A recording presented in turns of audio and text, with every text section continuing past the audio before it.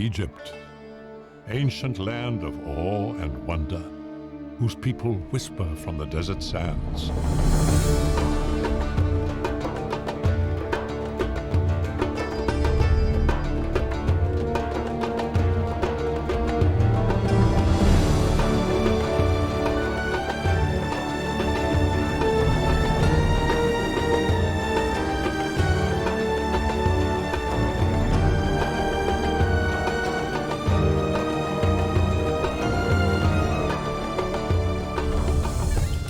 For the Egyptians, life was eternal.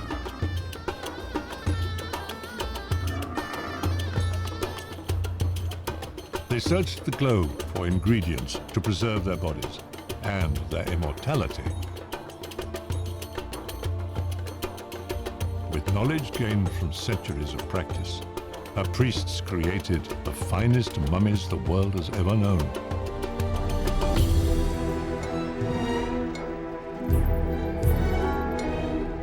Now they were on a critical journey to return to Egypt with the ingredients for the mummification of the Pharaoh.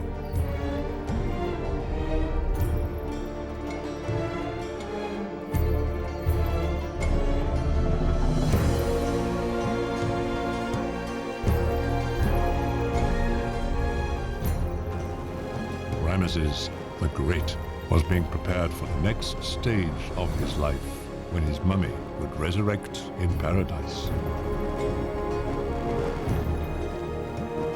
But how they were mummified, where they were hidden, and whether they may still give life today, these are the secrets of the Pharaohs.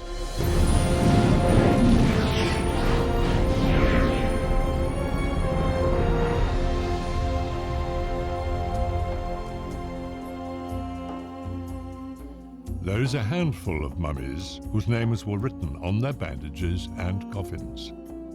These mummies are people who did not decompose when they died, because their flesh was preserved by secret methods.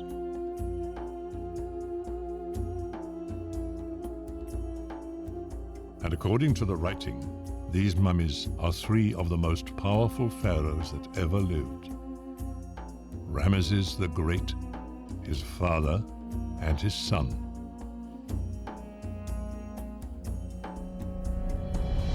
Ruled by pharaohs like Ramesses, Egypt's empire dominated the Near East for 3,000 years. And in all that time, Egypt's gods and government barely changed.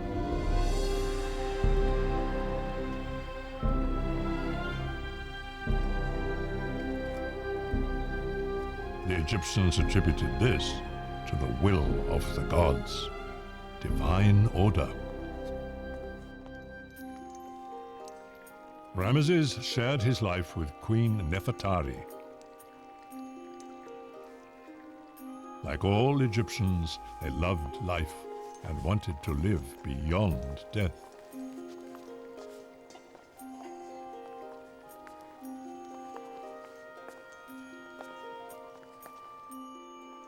They thought dying was just a gateway to the next world, that if they'd been good on Earth, their lives would continue in paradise.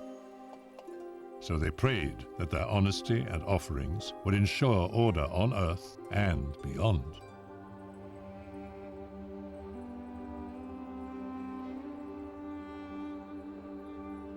The Egyptian universe was controlled by the goddess Maat, who governed the world and the heavens.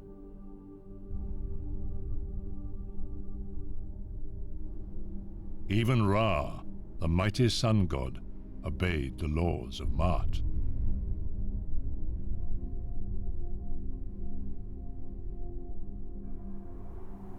If Maat's order was ever broken, the sun would not rise. The moon would not follow. The Egyptians' mummies would never rise again.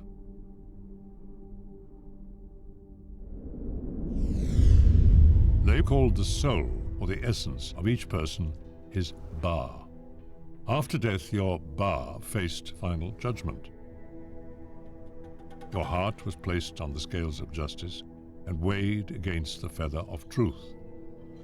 If you'd done evil, your heavy heart would tip the scales, and the devourer would annihilate you.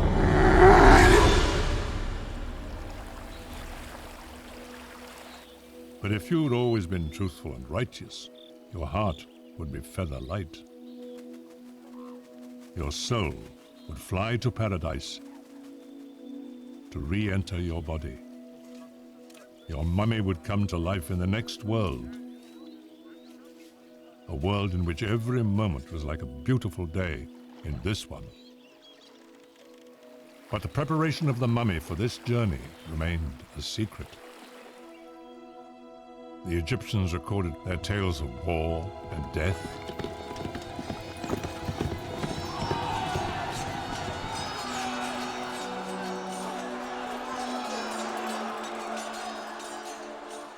Their myths and legends. Everything except how they mummified their dead. Strangely, no complete records have been found. So when the last priest of ancient Egypt died, he took the secret to his grave.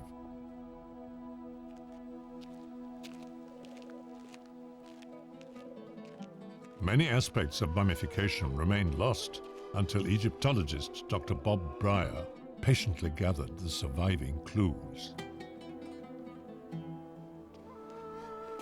I was looking at tomb paintings, ancient writings, temple carvings, anything that might show the ingredients used for embalming.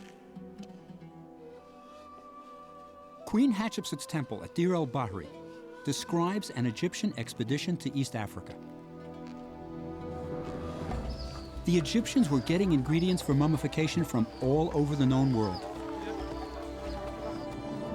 The first mummies were natural, dried by burial in the hot desert sands.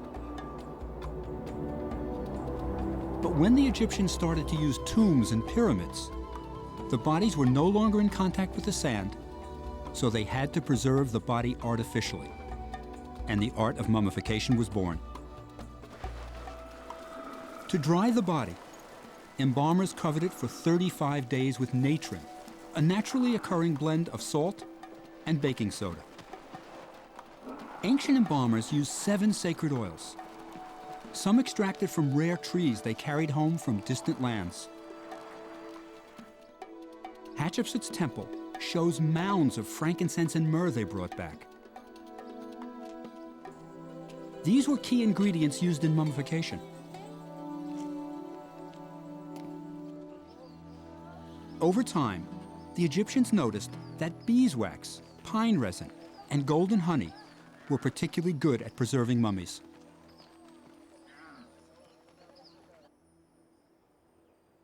These natural antiseptics were described by the Greek historian Herodotus in his book. Priests sliced the skin with flint knives, removed the internal organs like the liver, and left the heart, which they believed to be the seat of consciousness, in place. The jackal-headed Anubis guarded the mummy. His tent allowed arid desert breezes to dry the body.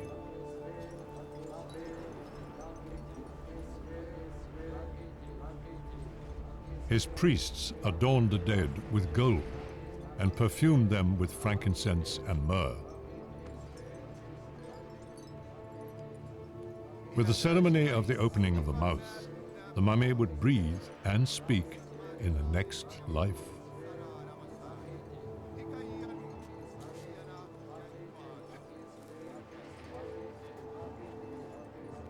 The priests chanted powerful spells as the mummy was wrapped.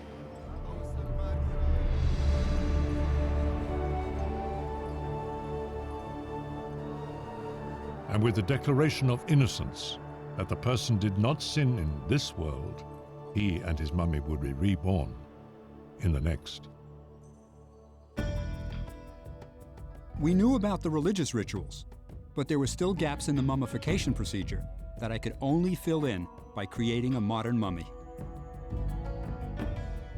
So I teamed up with a colleague, anatomist Ron Wade, And using a body donated to science, we performed the first human mummification in the Egyptian style since the time of the Pharaohs.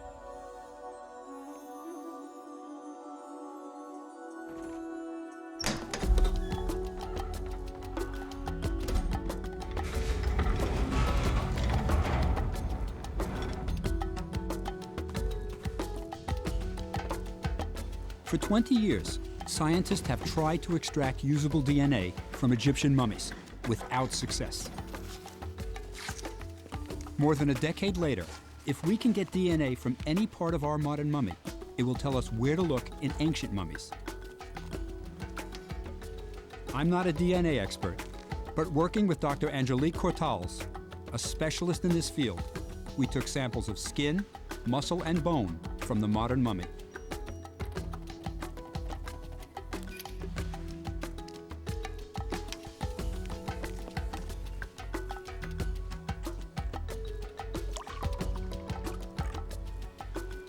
What makes it so difficult to extract DNA from mummies?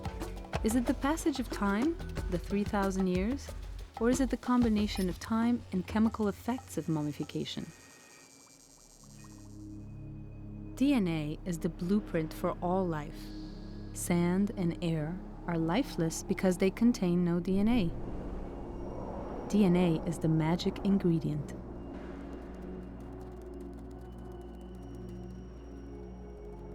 Where there's DNA, there's life.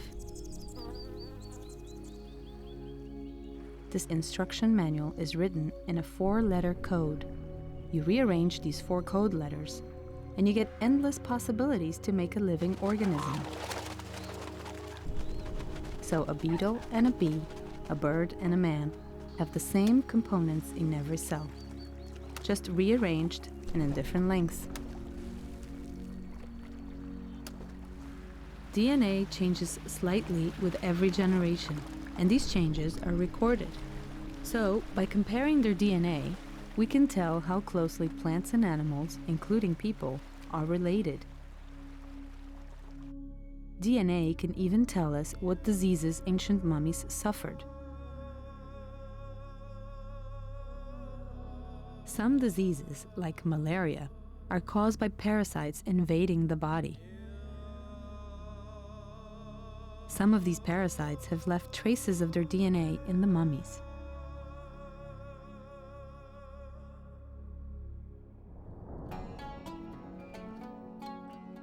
Many ancient Egyptians died from malaria, just as millions of people will this year. Like all life, diseases like malaria evolve over time to survive. Because malaria parasites reproduce very fast, their DNA evolves quickly.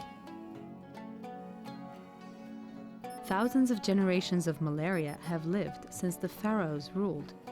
I want to compare ancient malaria with its modern descendant, ancient DNA with modern DNA. The differences may point towards a cure, and millions of lives could be saved in the future. These tests will give us the answer. Perhaps the DNA held in mummies like Ramses will help to cure people today.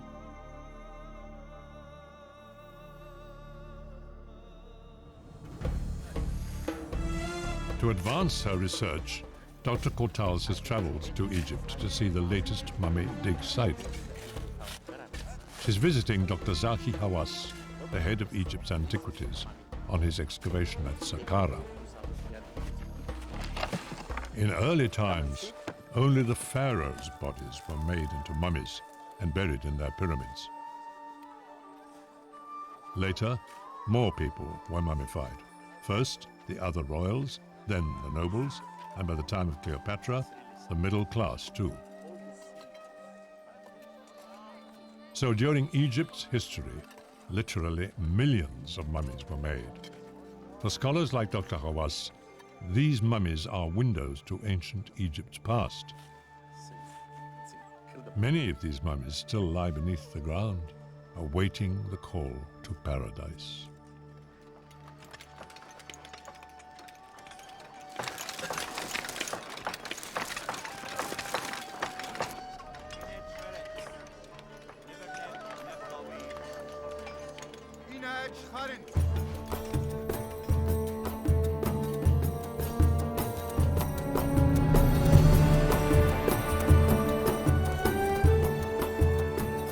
While Ramesses believed his mummy would come to life in paradise, he knew he also lived as long as people remembered him, as long as they said his name.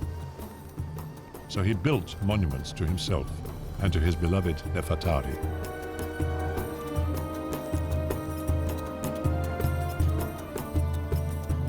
The gods demanded that the pharaoh keep Egypt safe and rich. So on the bank of the River Nile, at Egypt's southern border, Ramesses constructed Abu Simbel, a warning to the barbarians beyond. Ma'at, divine order, was maintained for centuries.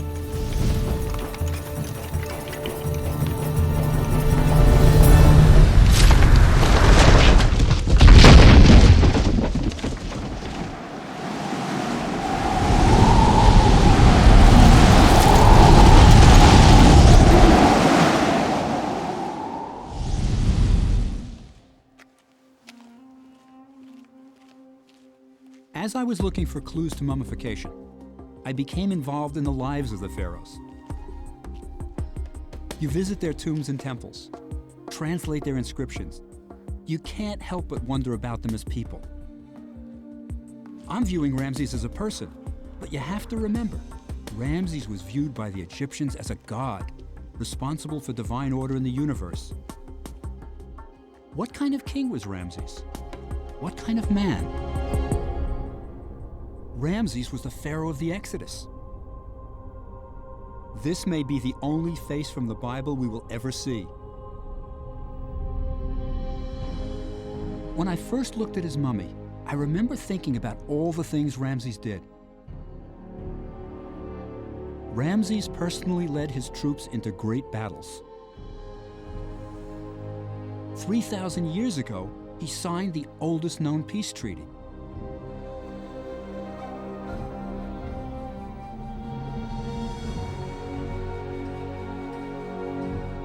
Ramses built more temples up and down the Nile than any other pharaoh.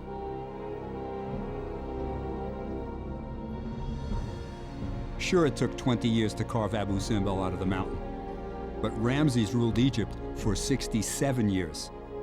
He had plenty of time to build.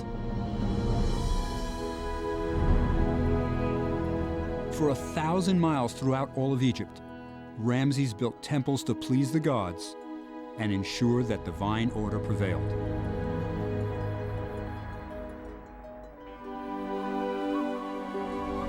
He intended to be remembered because the ancient Egyptians believed that the memory of a good man lives forever.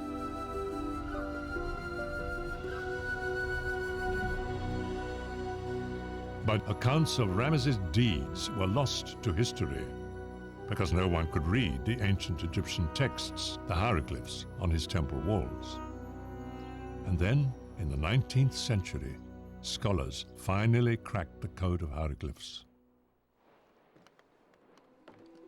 A massive inscribed tablet, the Rosetta Stone, held the key. The buildings and papyrus scrolls came alive. Only a few dozen people could read hieroglyphs, and one of the finest translators was an American, Charles Wilbur.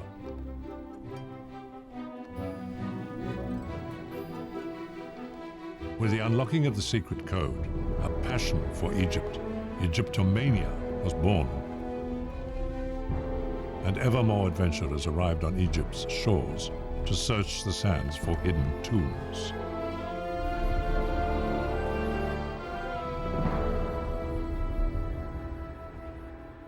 But when adventurers entered the pharaoh's tombs, there was a mystery. They found paintings of the pharaohs, their gods, and their mummies everywhere. Anubis, god of mummification, protected them after death.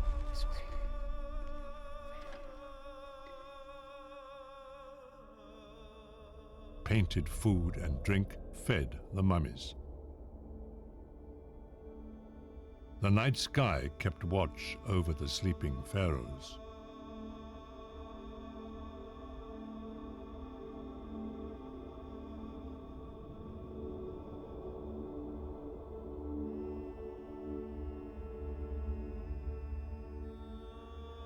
Work on the tombs continued until the pharaoh was buried, when craftsmen stopped what they were doing and left.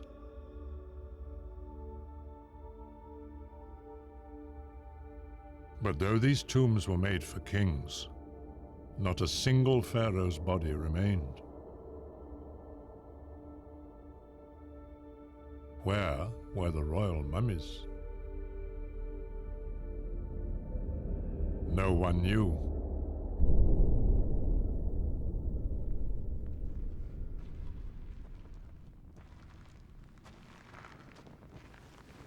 Tombs have been robbed for thousands of years.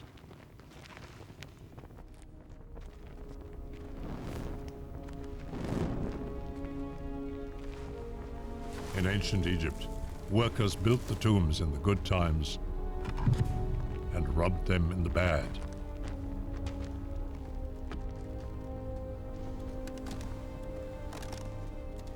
After the great reign of Ramesses, there had been many hard years, so the royal tombs were raided.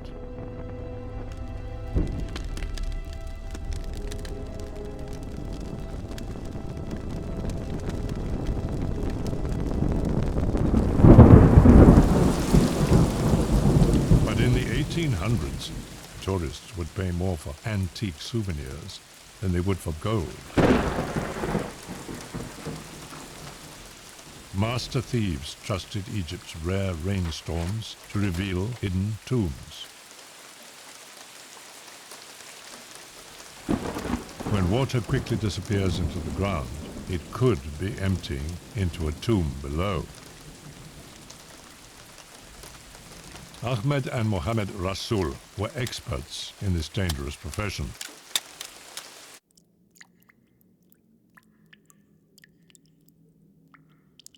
And now they'd made a discovery that would change history.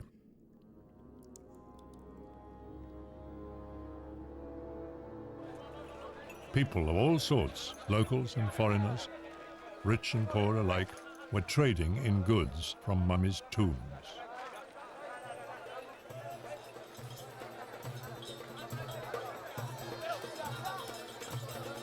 Like other codebreakers, Charles Wilbur knew no pharaoh's mummy had ever been found, but that some unusual artifacts had recently appeared for sale in Egypt.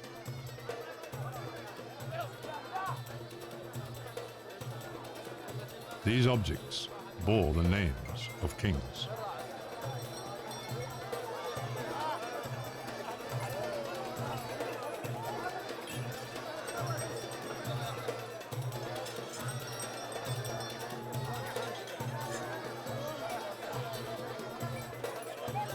The Rasuls could not read the hieroglyphs on what they found, but Wilbur could.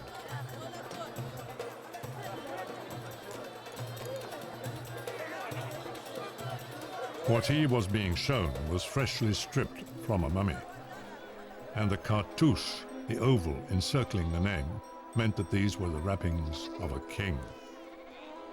He asked the brothers to take him to the tomb.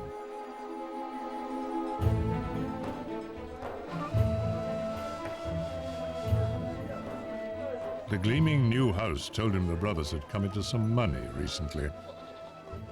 There were only two ways to earn a living here: farming and tomb robbing, and sudden wealth didn't come from farming.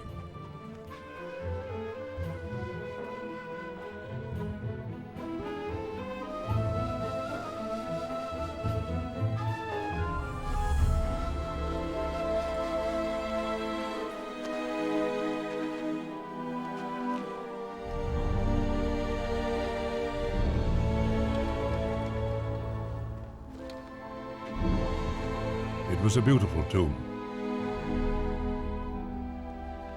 but not royal.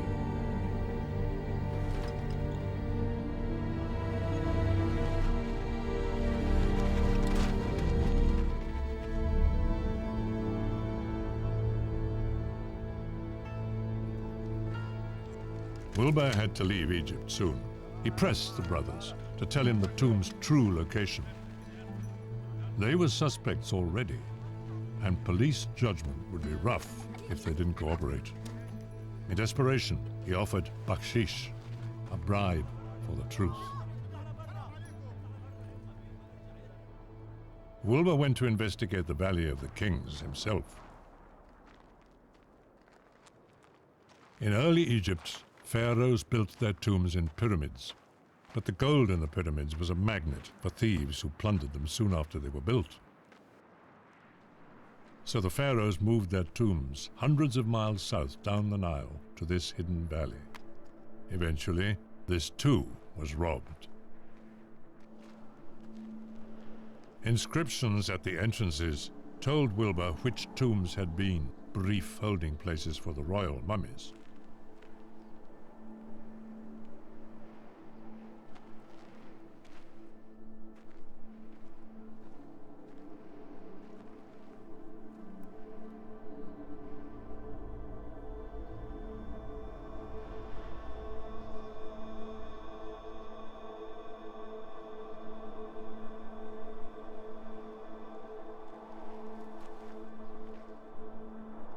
But the trail went cold.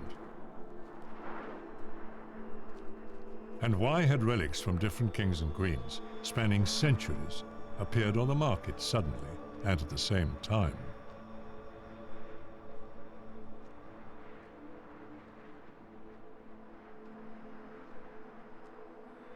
All he knew for certain was that what he'd bought in the market had wrapped the mummy of a pharaoh for 3,000 years. Until now.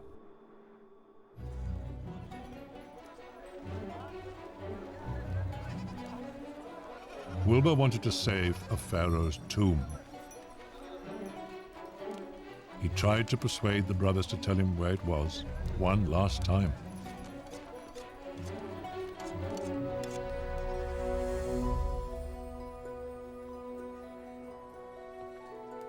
Wilbur had to leave, and Egypt's heritage lay in the balance. The brothers had left him no option.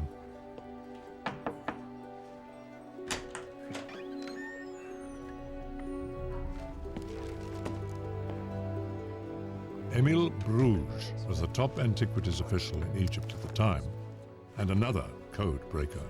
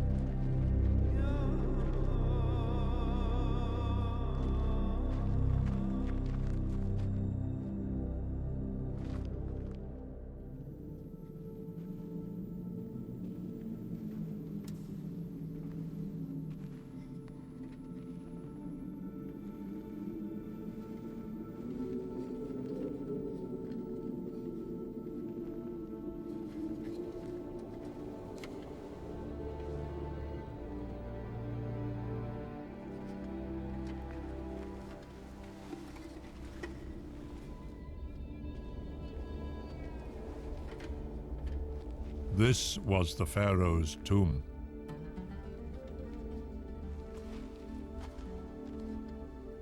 But it was unlike any tomb ever seen before. Dozens of mummies, all royal.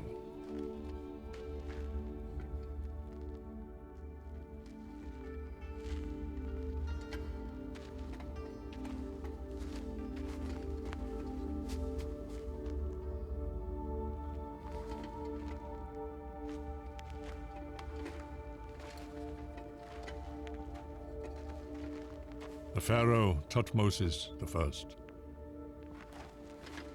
and his successor, Thutmose II, husband to Hatshepsut, greatest queen ever to rule, builder of Deir el-Bahri and the finest obelisks in Egypt. His son, Thutmose III, great warrior king, builder of an empire and the temple of Amun.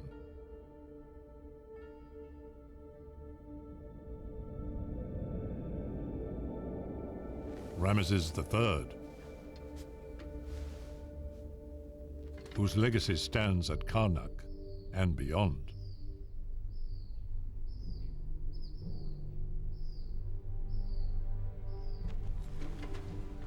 Seti I,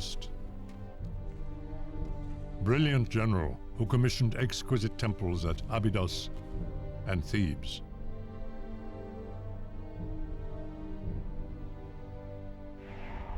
And his tomb in the Valley of the Kings. And the father of this man, Ramesses the Great. His temples at Luxor and Karnak endure.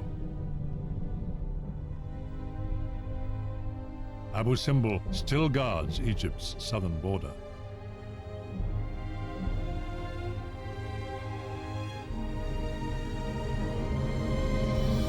His name lives on. These were the men and women who built Egypt. To Cairo, immediately go.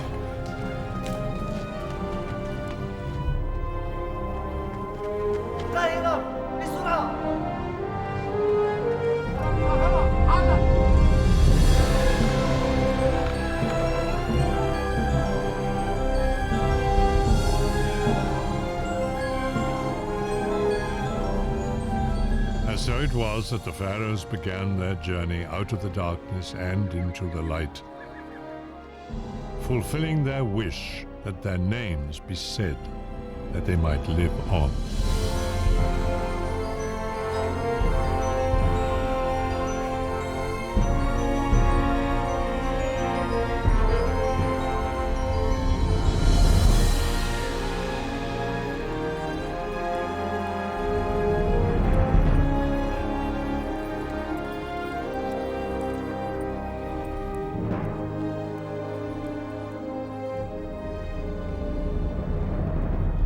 Four decades later, Howard Carter would find the near-perfect tomb of the boy king, Tutankhamun.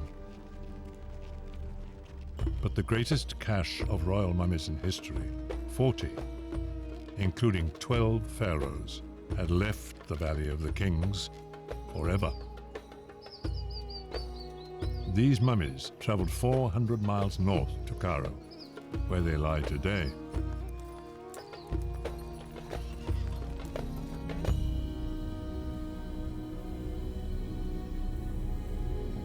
Years later, the tomb collapsed.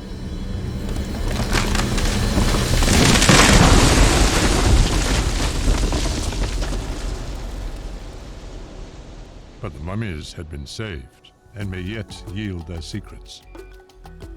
The samples from the modern mummy's skin, muscle, and bone have shown that the skin and muscle didn't contain DNA, but the bone did. 4 times more DNA than ever extracted from an ancient Egyptian mummy. Now we know where to look for DNA in ancient mummies, in the bones.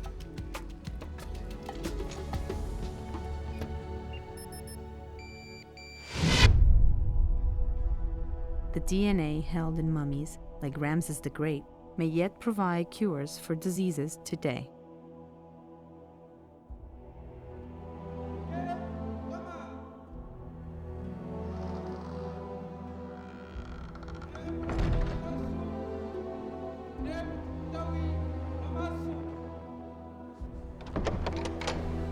Some might call it luck that the ancient priests hid the pharaoh's mummies, that robbers didn't destroy them, and that they escaped annihilation in the collapsing tomb. The Egyptians would call it divine order, Mart.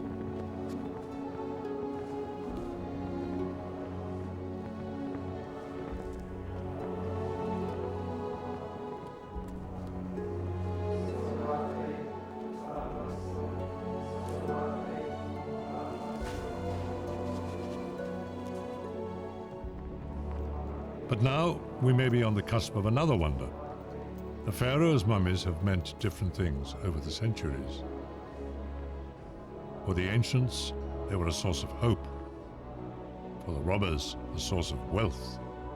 For scholars, a source of knowledge. But finally, perhaps the mummies will fulfill their destiny. To sustain the gift of life.